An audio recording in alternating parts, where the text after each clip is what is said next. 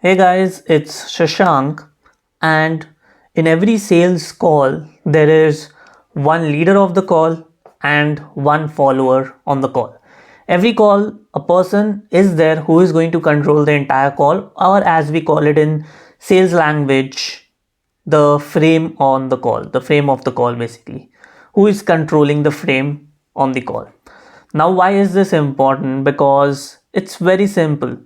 A person, you need to understand, leadership on the call is equal to the emotional gravity that you have on the call. The emotional gravity means the weightage, the emotional weightage that you have on every sales call. And that is what decides whether you are leading the call or you're following the call. Now, why is that important? You might be thinking, Shashank, why are you even covering this topic? Because the person who leads the call basically gets the clues.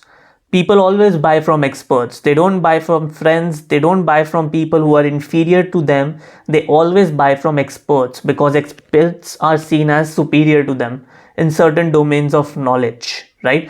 That is why when a doctor prescribes you certain medicines, you take them. You don't start debating the doctor why you are giving me these medicines, right? You go and you take those medicines. Why? Because of the expert frame that the doctor holds in your mind. And exactly that is the kind of framing that you need to have on sales calls in order to get conversions, and more importantly, in order to become a top 1% closer. Literally today, if I give you a simple story, I was having a tough conversation with one of our closers. We have placed him in one of our B2B accounts. So this guy, if I talk about the tactics and the sales skills, he knew all the questions that needs to be asked on the sales call. He knew objection handling, he was doing the practice, everything. But still in the last week, he made around went on 14 live calls only and made 9 offers. He disqualified almost 5 people out of the 14 people. So I was very curious, like what happened? Like why are you disqualifying like almost 5 people, right? On the other hand, the founder of this business also took 14 calls and he made offers to all the 14 people. So of course that is like a red flag. It was clearly, I could see that there is something that the closer is doing wrong. So we then reviewed his calls today in the morning, right? I opened all the 5 calls that he DQ'd, and all the calls had, like, on his EOD report, there were reasons why he disqualified. Somebody was a drunkard, somebody was a laggard, somebody was not serious. All these like excuses basically. We were able to of course see through it. So then we started reviewing the calls, and what we noticed that this person was very good in skills. He's still like great in skills, but what is happening is he's not able to manage his mindset or his energy on the call. As soon as he saw a person, because you cannot expect perfect leads coming in, he was expecting that everybody should be perfect.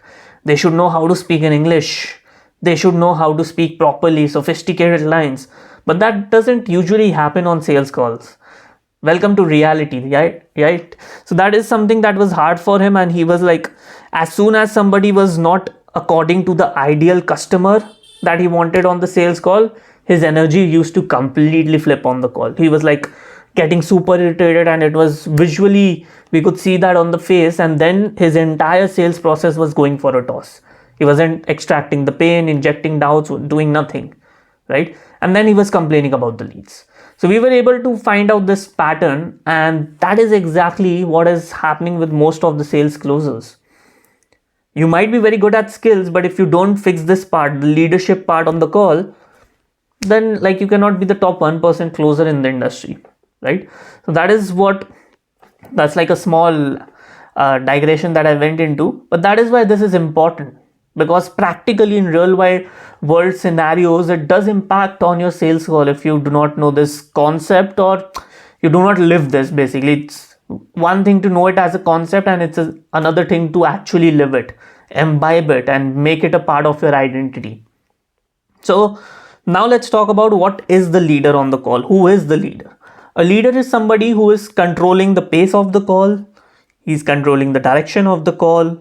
He is asking most of the questions.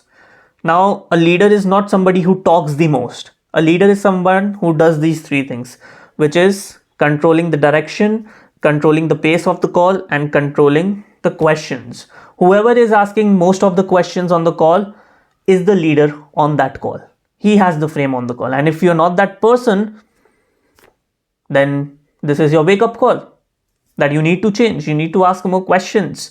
You're not a pitch deck. We haven't hired you to, become a pitch deck and just start your PPT and start ranting about features and products. Nah, that's not what high ticket closing is. You need to position yourself as an expert. So that's the thing. That is what you need to do. Now, how do we actually judge?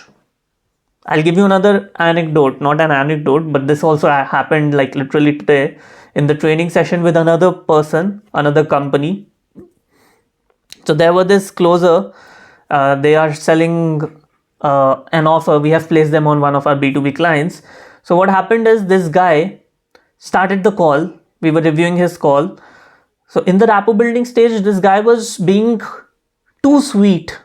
It almost felt like he's seeking approval. He's like, hello sir, how are you? Let me introduce myself. My name is XYZ. Where are you from? I love the wall behind you. Oh wow. Like, just seeking that level of rapport. And then he saw that the person is from Kolkata. He started saying a few words in Bengali just to impress the prospect. Nothing wrong with that, but when you do that, you actually drop your frame. Now, this is very counterintuitive. You'd be like, Shashank, if I build a good rapport with the client, with the prospect, don't you think that is good? I'll get lesser objections in the end. But that's completely false.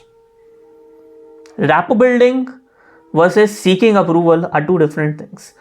People think that you need to introduce yourself, you need to ask about the weather, you need to do some random chat initially so that the prospect becomes comfortable. But let's be real, even the prospect knows that you are a salesperson. Even he knows that you do not give a shit about the weather, where he is from. You don't give a shit about his wall behind him. So why are you wasting time? Rather just be more authentic and just own it up, right? Most people, why they are not able to do this is because they are not comfortable within themselves. They feel awkward if they have to just start a call and with like 30 seconds of rapport building, they have to move on. They feel awkward. They feel like, nah, this person will not buy if I do not do rapport building. That's a bullshit excuse. A person is not buying because you're doing rapport building with him initially for 4 minutes. He's buying because he's seeing your process. He buys into the process. He's certain about the company and he's certain about the process overall, right? And the person. So let's say if you do a good rapport building and throughout the call you are very submissive, you won't get the deal. The person will not view you as the expert. So that is just an excuse. So that is again a part of having the leadership on the call.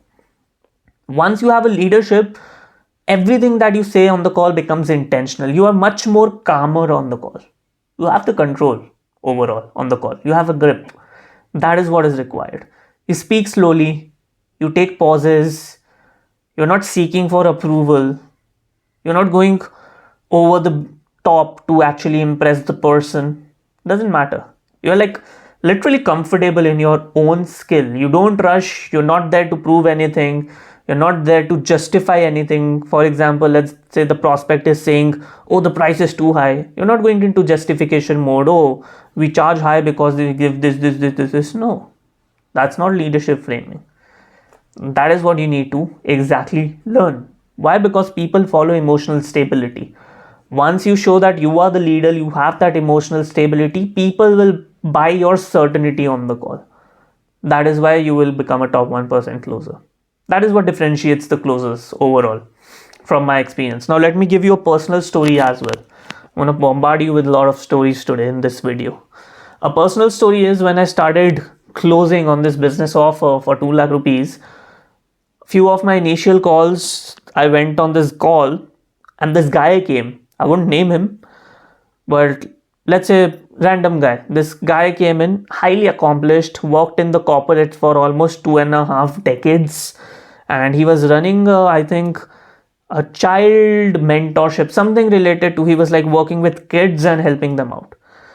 Now this is a super highly qualified guy, came on the call. I'm a newbie sales, right? And I have never interacted with a cocky prospect before this scenario, just for context, right? This guy came and he obliterated my frame on the call. He was like, hey, who are you? What do you do? What's your age? How can you help me? What's the price of the program? He was like on and on and on with questions, back to back.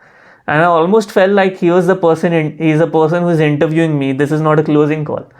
But at that time, this was like initial call, so I didn't know how to handle these prospects. That prospect was a cocky prospect, cocky as hell. He took my entire framing on the call. He was the leader on the call. He was asking questions. I was just answering. I wasn't able to follow my process because whenever I used to ask him any question, he was like, "No, you tell me this." And I didn't know how to deflect and get back. So super bad call. I was like supremely demotivated after that call because this person like literally shattered. I would say that was the right word. Then I went to my manager, told him this kind of a prospect came. He started laughing after watching the call, and then he taught me how to actually handle these cocky prospects. One more, just a side note, a quick observation. I've seen that cocky prospects are more oftenly found in India than in international offers. So that's like a fun fact based on our experience. But anyways, coming back to the story, after this point, I understood that because I was lacking that leadership framing on the call, that's why this person was able to take my frame away. From that point onwards, after I understood how to handle them, that's a separate video altogether, how to handle cocky prospects. If you're interested, let me know in the comments. I'll make a video around that. But eventually after that call, like it became a rule, no matter what, nobody can take my, framing on the call. Nobody can take the frame away. Even if that means like I have to offend people, that's fine. I'll offend people, but I'm not losing my frame. Now you'll be like, okay, give me a scenario, Shashank. A simple scenario. This also happened a little later. I think after a month after this incident happened, this guy came in again, a stellar guy, good experience in corporate. I think similar experience range. It was 2 decades or 3 decades, something like that. He was in his 40s, mid 40s, I think. Smart guy living in Metro City. I think he was from Bangalore, wearing a Ferrari cap. So you could see this guy had money, right? So I started the call. I started doing the framing, all the regular stuff. I framed the call. I asked him, "Oh, what's the challenge?" "Oh, Shashank, I don't have any challenge." "Okay, then why are you here on the call?" "Oh, I just want to see what you guys do." And I was like, "We do a lot of things. What kind of help are you looking for right now?" So this back and forth just kept on going, kept on going. He was constantly pushing me, "Ki Shashank, tell me what do you do?" I'm not gonna tell you. If you're coming on my call, I'll ask the questions and you'll answer. And if I feel that you're a right fit only, then I'll tell you. Right? That is how the call goes. Pretty simple. So he did ask me like almost 2-3 times. I gave him little bit, tiny bits of context on what we do. And then I steered the conversation again. Where do you need help? Where do you need help? And this guy got really irritated, super irritated. It was like, I think 5 minutes into the conversation, 5-7 minutes into the conversation, he got super irritated that this guy is not telling me. Then he was like, he went all out. "Oh, Shashank, blah, blah, blah." He started kind of argumenting with me. That was very clear. This is my call. This is how it goes. You tell me what are the challenges. If I feel, then I can tell you what part of my business can help you out. If not, then I think we should pause the call here. And then he just dropped off the call. But that is when I lost the call, but my framing on the call was 100%. And then my confidence after that incident was like 200% on every call. So that is what actual leadership on sales call look like, right? Of course, you don't have to offend people all the time. There are ways to handle it. By no means am I telling you to start offending all your leads, but you should know that at the back of your mind, if a scenario arises, such a scenario ever arises in your life, right? That despite doing all the tactics, still the guy is not opening up, you go for it, you offend him. But you don't move forward, you don't drop or submit your frame on the call. That is the golden rule that you need to remember. So overall, just to summarize this, leadership is not volume. Leadership is emotional weight that you carry on every sales call. If you control your inner state, then you control the conversation, because ultimately all your insecurities are going to come out when you work in sales. That is the fun part of this industry. It forces you to grow. And if you cannot grow, you eventually leave sales, right? So if you really want to learn how to lead conversations instead of surviving them, then this channel is for you. Subscribe, hit the like button. I will see you on the next one.